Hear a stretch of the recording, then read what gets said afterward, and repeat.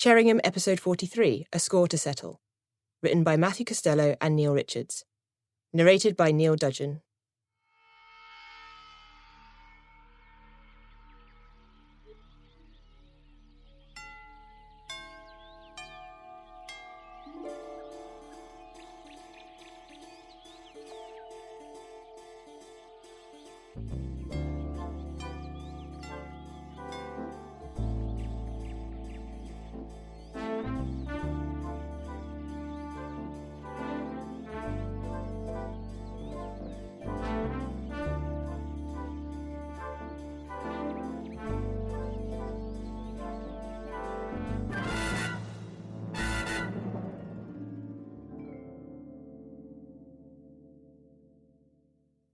Chapter 1.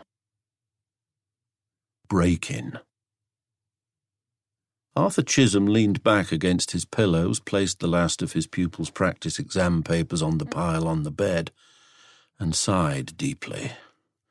"Identify a feature that is characteristic of a Mozart serenade," he said, staring at the ceiling, not really expecting his wife, Harriet, to answer.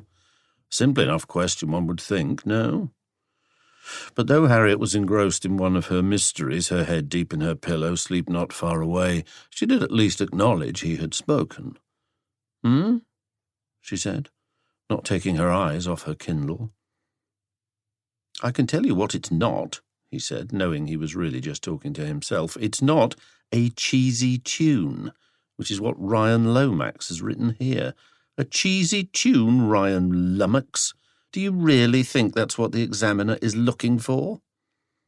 "What?" said Harriet, still not really engaging. "Whatever are you talking about?" "Oh, don't mind me, just torturing myself," he said. "You know, I really should leave the most promising candidates until the end, the high flyers, not the footballers who pick the music option thinking, how hard can it be?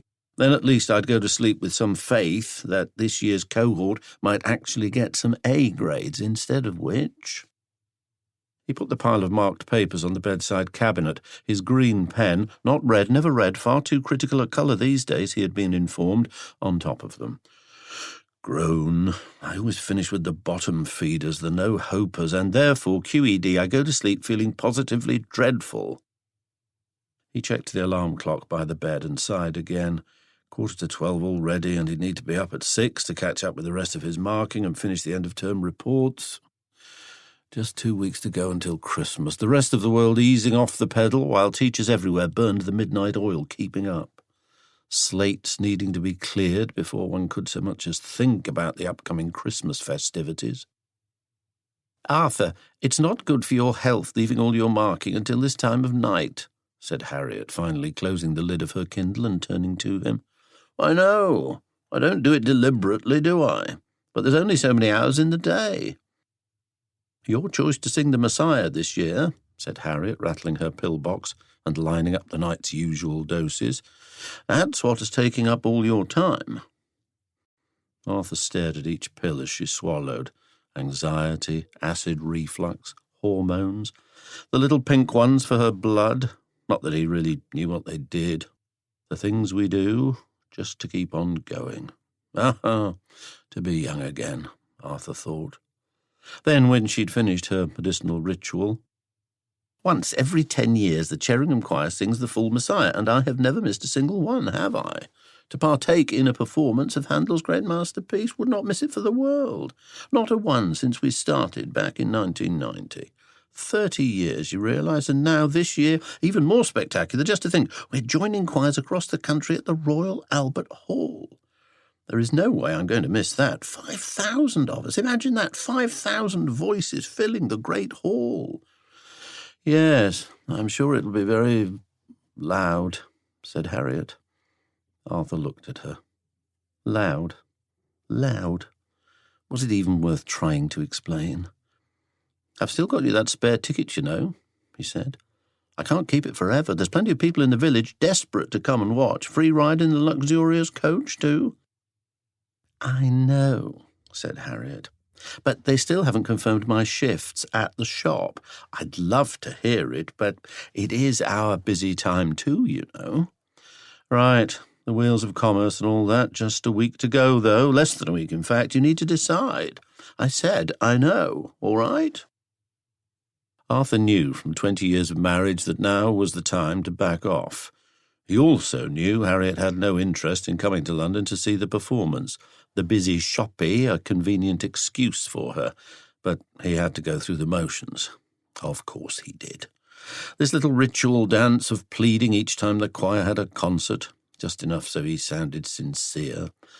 Of course, he said. I understand. Maybe tomorrow they'll tell you. I can't promise anything. Anyway, talking about tomorrow, you got another of these extra rehearsals right after school? Oh, yes, 7 till 9. Don't worry about dinner. I'll sort something when I'm home. You getting a lift from school? Yes, probably. He watched her lean across to her light and turn it off, leaving the room in semi-darkness. Well, if we don't cross paths in the morning, try not to wake me when you get back, she said, pulling up the covers and turning away from him. Could do with a good night's sleep for a change. He stared at her back for a few seconds, then got up, put on his slippers, picked up the pile of exams and headed downstairs to his study to put them safely in his work briefcase. By the time he had returned to the bedroom, Harriet was already snoring. Arthur climbed into bed, found his foam earplugs, inserted them, then turned out the light and went to sleep. He was dreaming he was conducting the New York Philharmonic, easing them through those tricky bars in the finale of Mahler's Eighth, the lead first violinist giving him her special smile, the entire audience holding its collective breath when he heard smash, glass breaking. In the real world. He jolted awake, his eyes wide open in the pitch black, and glanced at the glowing digits of the alarm clock. 3 o'clock in the morning. Quickly he pulled the foam plugs from his ears, straining to hear the sounds of the house, the click-tick of the central heating, the radiators cooling. Outside, somewhere in the village, the faint sound of a car. Next to him, the steady rise and fall of Harriet's breathing, a slight snort. Nothing unusual there. But then, a thunk, a noise he recognised. The way you know all the sounds of your own house, a kind of audio map of the familiar, and this, yes, the sound of the refrigerator closing. There was no doubt. There was someone in the house, middle of the night, and there could only be one reason. He gulped, aware now that his heart was racing, his breathing fast. And damn, his mobile was downstairs somewhere, or he could have used it to call the police. He thought quickly through other options. Wake Harriet? No. She might say something loud, frighten the intruder. Who knew what they might do if panicked? Stay here quietly, do nothing? No. What if they came upstairs looking for money, jewellery? Lying here, we're way too vulnerable. But what was the intruder doing? What was he after? His guitar? But who steals a classical guitar? His laptop, maybe. Damn. All the reports he'd been writing for the last 2 weeks not backed up, that would be a disaster. He sat up, then as quietly as he could, he swung himself out of bed, tried to think if there was any kind of weapon in the bedroom. He ran his hand over the bedside cabinet.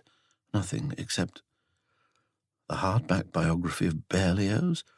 It's nearly 2 inches thick. It's heavy enough, he thought, picking it up. A regular brick of a book. He almost laughed. A Berlioz biography employed as a weapon against an intruder. But then the fear quickly took over again. He pulled the cord on his pyjamas tight, then he crept out of the room, cautious about any creaks, and started slowly down the carpeted stairs into the darkness. As he did, he heard Harriet stir in the bedroom behind him and start to snore, much louder now. At the bottom of the stairs, Arthur stopped, frozen, and listened hard as he looked around. The hall was dark, but through the open doors of the sitting room and dining room, he could see in the dim light from appliances on standby that those rooms were empty. Nobody moving. At least down here there were some more appropriate weapons. The umbrella stand held 2 umbrellas, and yes, Harriet's Nordic walking sticks with pointy ends. Those would be good for a solid thwack and a sharp poke. He gently put down the Berlioz on the hall table, picked up the sticks, and then stepped slowly down the hall towards the back of the house.